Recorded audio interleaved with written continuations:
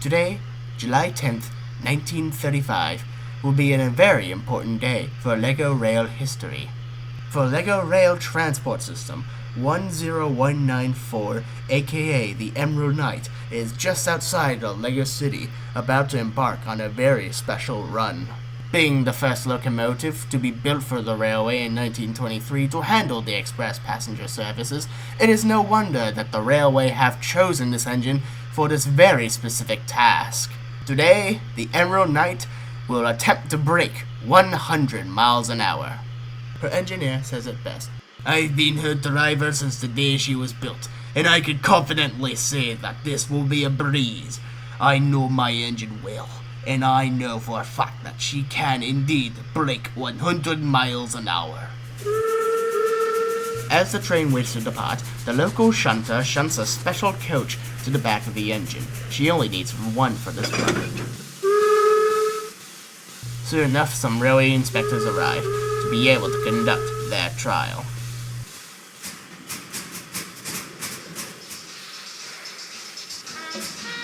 Sure enough, the time comes. It is time for the train to depart. The higher-ups of the LRTS have spoken. This train has the highest priority over any other train. The engineer is allowed to go as fast as he deems safe.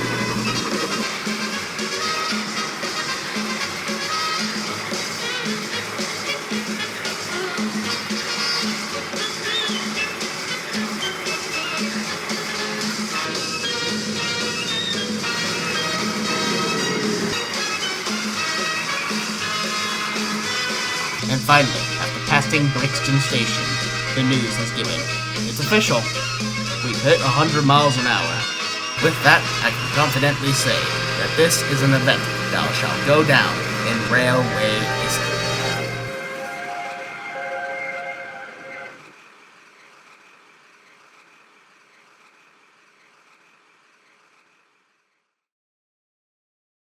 Welcome back to the channel, everyone. Today, we'll be taking a look at the LEGO Emerald Knight. I've been waiting for this a long time. This is set number 10194, 14 plus, and it comes with 1,085 pieces.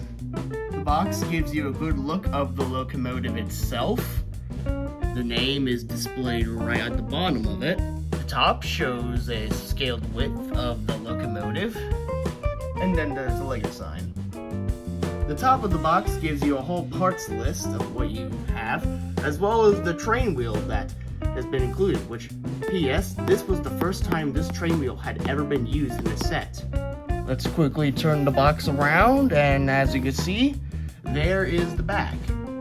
Here we have ourselves another big shot of the Emerald Knight itself, some features of the coach's intender, the opening doors and cab windows, the firebox, image, interior shot, the three main figures you get in this set, and the fact how you can power this up with the now outdated power functions. Yeah, that's fine and all that, but I need to get to opening the set now.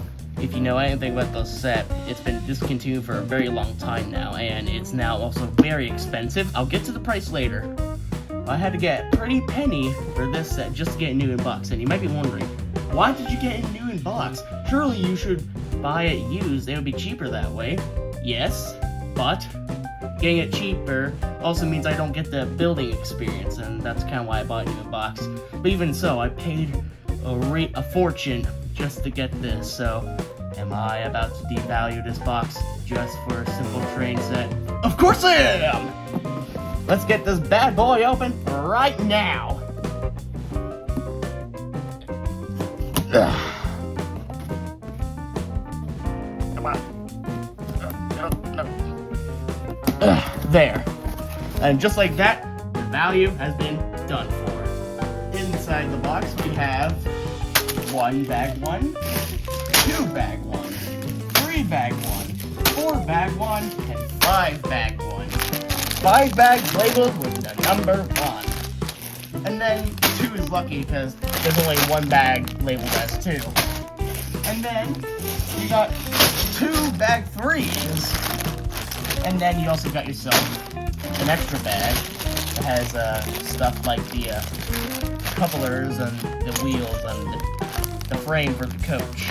Also the rod the rod for the handrails. Not to mention you got yourselves a sticker sheet, which I'm pretty sure is valuable nowadays, and not one, but 2 instruction booklets.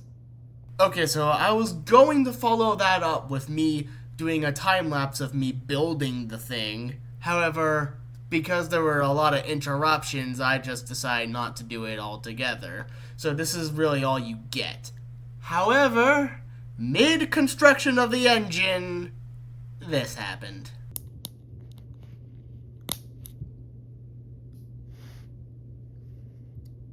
Well, that's not good. Right, have to stop you mid-time-lapse there because disaster strikes. As you can see, this set was made in the Brittle Brown days. And you might be thinking, okay, just use a spare piece. Good. Spare piece broke too. And I have one more that went in, but as you can see, it also cracked, which is very unfortunate. So, yeah. Yeah, it's a good thing Lego fixed this in the future, but, that's actually very bad considering the amount of money I paid for this set, but, what happens, happens. That's what you get with Brittle Brown. I don't know how I'm going to continue this, but I'll figure out a way to continue this. So continue I did, for as long as possible, until of course I decided to stop doing the time-lapse. However, the curse of the Brittle Brown brick didn't leave me there, because when I was trying to build the coach, mostly when it came to the doors, the 1x1 tiles kept breaking every single time. It was to the point where I was starting to run out of spare pieces. So, hesitantly, I had no choice but to give this coach the cradle treatment and glue the pieces back together, and now they're potentially stuck to the coach as well. Yes, I might have had some spare 1x1 tiles lying around, but I really didn't feel like digging through my drawers just to find those tiny pieces. And I'm not even sure if any of mine are past the Brittle Brown era, so for all I know, this could happen again. But even with all those frustrations, it wouldn't be long until the main build was complete. But before we could even take a look at the locomotive, let's take a look at the 3 minifigures you get in this set. You got yourself the engineer / fireman, again, and 2 passengers. At least I assume they're 2 passengers, but then again, this guy could be a conductor since he is wearing the railway logo that Lego seems to put on most of their Lego trains. I do like the look of the engineer, especially of how gruff he looks, and I'm pretty sure apparently this hat piece is apparently very rare in this color, as well as his face print. Though, I will admit I am not entirely impressed with the lack of printing on that torso. It feels a little bit bare bones without it. Then we have ourselves the woman, the passenger, who's holding 2 suitcases, one black and one brown, both of which can be opened. Like the engineer, however, she is also lacking any torso print. In fact, now I realize that mine has a crack in the back of her, so yeah, that's a little bit of an issue. And then finally we have the passenger / potential conductor, who is the only one who actually has torso printing, which makes him stand out between the 2. Yeah, not much I can really say. I mean, he looks like a generic minifigure. None of these guys have alternate face prints, although I'm pretty sure I did see in one review that the woman is supposed to have an alternate scared expression, but for some reason mine didn't have that. I doubt it was the seller tampering with the set, because, I mean, that just feels like a very niche thing to tamper with. If anything, I think it was more like a factory error, really. But yeah, that's the 3 minifigures you get in the set. Now time for the star attraction herself, Emerald Knight. I gotta say, Lego did an amazing job with her. She looks absolutely beautiful. And something that really helped with that was what was at the time the brand new train wheel pieces they used on this set. It really helps elevate the model to such a high standard. That being said, I have noted a bit of a jamming issue. It works perfectly fine when going forwards. Like, I could just push it forward and I don't need to worry about it jamming up. But when going backwards, it jams up. And I do know why this is happening. It's because sometimes when it backs up, this piece right here, it tries to force that piece upwards into the running board. And it jams up like that. And this happens on both sides of the engine. I just don't know how to resolve that issue. I don't know if there's anything out there that would help to resolve the issue. If anyone does, let me know, because it is a bit annoying for if I'm just pushing it back and it just decides to jam up. Yeah. I don't know if it would be like that if it were motorized, however. I unfortunately cannot test that out though, because I do not have the necessary power functions to motorize her. The front of the engine looks great, although the bottom bit down here does look a little bit bare bones, especially when you kind of consider how there really isn't a good place for like a running board. Like, it kind of just ends there and then these parts just slope down. I guess you could technically count these. I mean, it has a buffer beam obviously, but not much of a running board. The body of the locomotive looks pretty great. And I really do like how these printed sloped pieces have lining on the side. And the fact that they're printed is kind of bittersweet. Sweet because that means you don't have to constantly be placing stickers on this thing. But bitter because that makes this piece exclusive to the set, and if you're trying to recreate the set by buying each piece individually, then good luck, because these things are not cheap.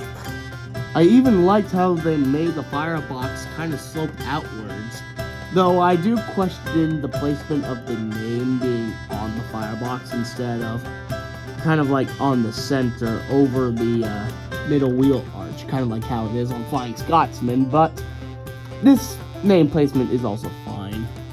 Also, unintentional feature that will probably never be used, but I guess if you were wanting to, this can open up. But I don't recommend it, because obviously that's something that's not what a firebox does. Here you can see the inside of the cab interior, although I'm not too impressed by it.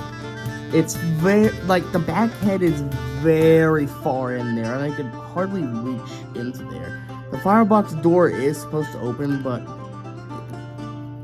yeah, it's very difficult to see. And I don't know if you can tell, but there is like a little flame piece there. And there's a shovel right there too. And of course, naturally, you are able to stick the engineer figure into the back of the cab. However, it's not that easy, as the cab roof doesn't really want to come off. I've tried to pull it off, but it seems like, I think part of it is attached to this part of the boiler right here, which doesn't really want to come off, so yeah, I would have liked it if maybe the back head was a little bit closer. And it's probably like that because of the motorization option. There's not a lot going on underneath the locomotive, though you can see the gears that are used to power the engine once it's motorized. And you could also see how the wheels are supposed to pivot to be able to negotiate the curves. However, funny thing, nothing that's wrong with Lego, but sometimes I have seen people actually flip the pilot wheels with the trailing wheels and made it a 264 instead of a 462. It bugs me when people do that, but yeah, I guess. And speaking of turn negotiation, this thing is able to negotiate the tight Lego curves pretty easily. Even when it's traveling across the switches, it doesn't seem to derail going in either direction, showing that Lego have clearly made sure that this thing can work on any Lego layouts. Now let's move on to something that's a little bit more lacking. The tender. Yeah, this is a little bit tiny compared to the main engine itself. I mean, it's not too tiny to the point where it's disproportionate to the actual locomotive, because it's not, but I still would have rather have seen a bigger tender. Not to mention it is lacking in detail. Most notably, there is no coal load in the tender. I mean, come on. This has got to be the most baffling part about this. The fact that there's no coal in the tender. I mean, I get why they would not include it, because that's where you're supposed to put the battery box in. But then you gotta consider that where the steam dome is on the Emerald Knight, it's actually designed to be removable. I mean, not 100% removable. It's not 100% effective. But this part's supposed to come out so you can put in the infrared receiver. Not to mention the back head can be taken out so you can be able to put in the motor that's supposed to drive the thing. So why they couldn't do the same thing for the tender is beyond me. I mean, even someone who's not as knowledgeable as trains as I am should know that, hey, maybe we should have something in the tender to represent coal. But alas, that's not the case. So, unfortunately, this tender, it just ain't it. However, I can't say this is the world's worst tender. For instance, I do like the fact that there's doors right here from where the firemen would get the coal, though I don't know how realistic that is. I've never heard of a steam engine that has doors where the tender is, but I could be wrong. If anything, I feel like this would have been better suited if they were like side doors for where the engine and tender meet. Kind of something like that. I also like this round bit at the back, which kind of is supposed to resemble where you would actually fill up the water in the water tanks of the tender. The back of the tender looks good too, with its ladder and red tail lamp. And I even like how they actually managed to make a small chassis for this tender. I just wish maybe the actual tender body was a little bit bigger. But hey, I mean, worst case scenario, we wouldn't have gotten a tender at all, so let's just be grateful that they actually bothered to include one. Now, of course, as I mentioned earlier, I don't have all the parts necessary to be able to motorize this thing, so I can't demonstrate it motorized. But that's not the only reason why I decided not to motorize it. It's simply because I just don't like how the thing looks when it is motorized. First of all, the instructions specifically tell you you have to remove the back head of the engine. So suddenly, that firebox detail, what little there was left, is now non-existent. Not to mention, since there will be wires having to go from the tender to the engine, there isn't a place for the engineer to stand. As mentioned earlier, the tender is supposed to house the battery box, but without a coal load to disguise it, it just sticks out like a sore thumb. And though this is no longer necessary due to the inclusion of Powered Up, the infrared receiver sticks out very easily from where the dome was because of those gray and black bits right there.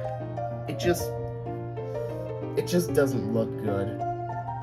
So, for the sake of maintaining appearance for the engine, I'm just not going to bother attempting to acquire all the parts to be able to motorize this thing.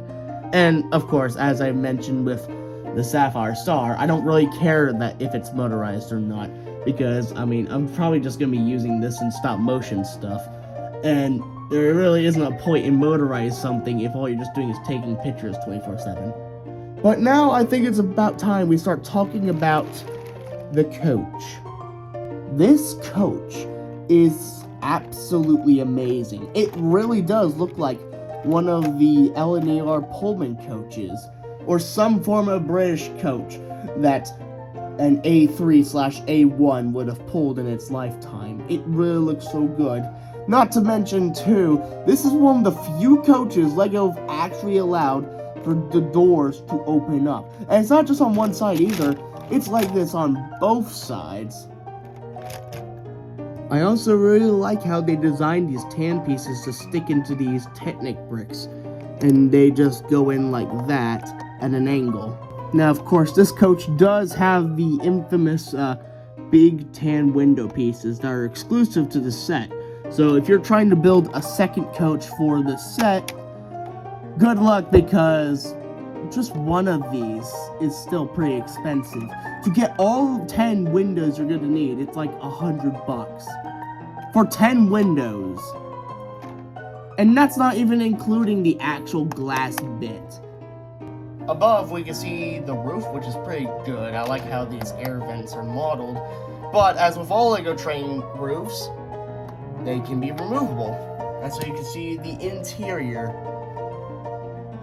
On one side, there's like this drawer piece, which each shelf can actually open up.